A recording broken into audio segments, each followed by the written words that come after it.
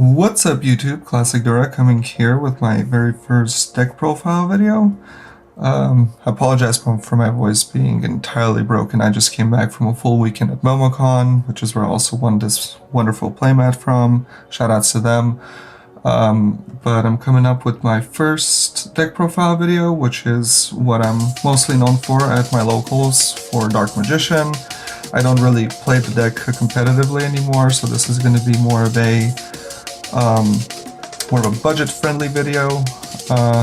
It's still not the cheapest deck out there, if I'm completely honest, but it's definitely within the $100–$120 range. But, well, without further ado, here we go.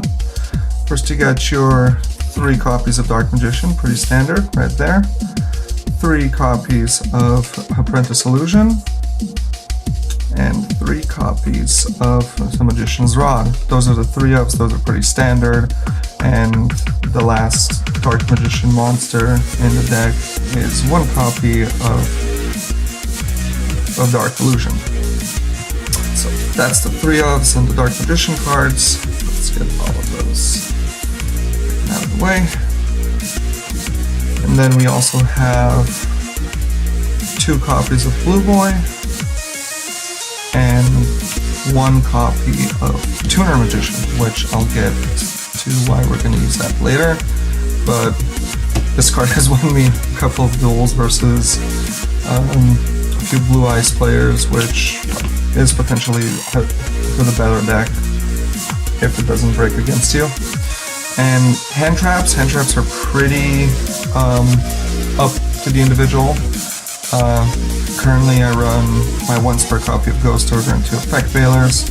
Originally I ran 3 Ghost Orders in this, and I know some people would prefer things like Ash Blossom, but sadly not within my budget, not by an Ash. It's okay. 3 Ogres are definitely better, but moving on to spells, we got 3 copies of Dark Magic Circle, which is technically the only 3 of spell card that you'll be playing in this deck, as far as Dark Magician cards go. Then we got 3 copies of Pot of Duality, 2 copies of Secrets, 2 copies of Knowledge, 2 copies of Allure.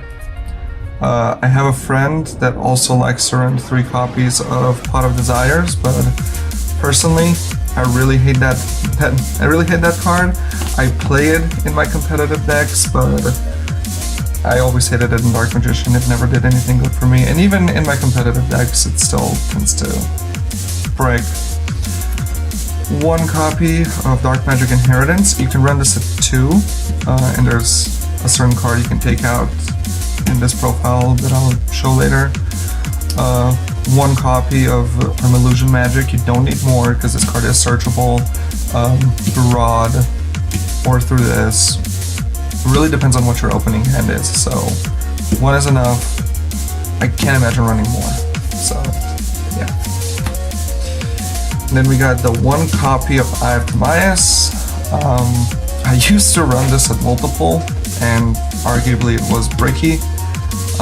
I feel like the 1 doesn't break as much because you can just use it for something else, like you can discard it to special summon some Apprentice Illusion or something like that. So if you get the chance to use it, you do. If not, use it as fodder for something else. Then onto our traps. 3 copies of the Magician's Navigation, staple. 2 copies of Eternal Soul. I used to run this at 3. And rarely found myself needing 3, because again, most of these cards are searchable except for Timaeus, so pretty standard. Some people even run this at 1, so, but it's up to the individual. Personally, I feel like once you have this and this on the field, as long as they don't have a way that they get rid of this, you're good, because you'll just keep chain banishing everything at least once per turn. And then 3 copy of Solemn Strike, the 1 Solemn Warning, and Skill Drain. Skill Drain can potentially do damage to you as well, but thankfully there's not like a lot of effects that you really need for monsters. There's one specific one in the extra deck that's usually going to be your main monster that it does out it, but if you have this on the field, then you have Eternal Soul, and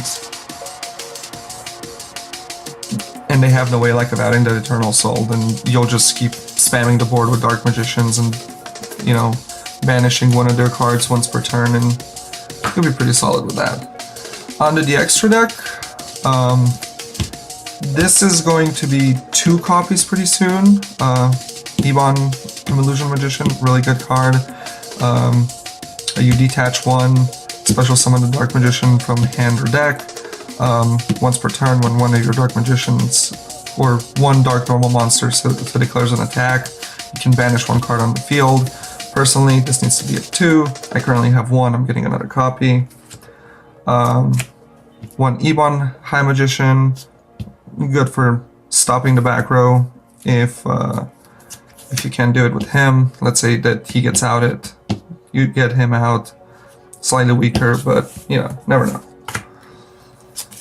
Big Eye, take control of an opponent's monster, easy to summon, 2 Dark Magicians. Red Eye Spoil Metal Dragon, never really used this one too much. The most I've ever had to use it was versus a Trickstar deck, and that became hilarious.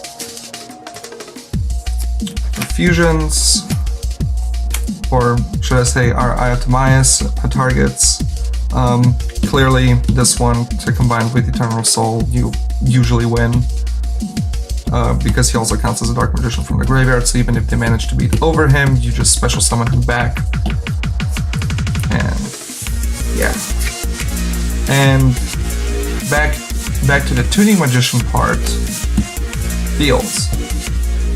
Now, to slightly explain really quick why and how you combo this. Obviously, you can normal summon this if you're a bit in late game, but how Dark Magician usually works, you'll have navigation, you'll have a Dark Magician in hand, you'll set this pass per turn, right?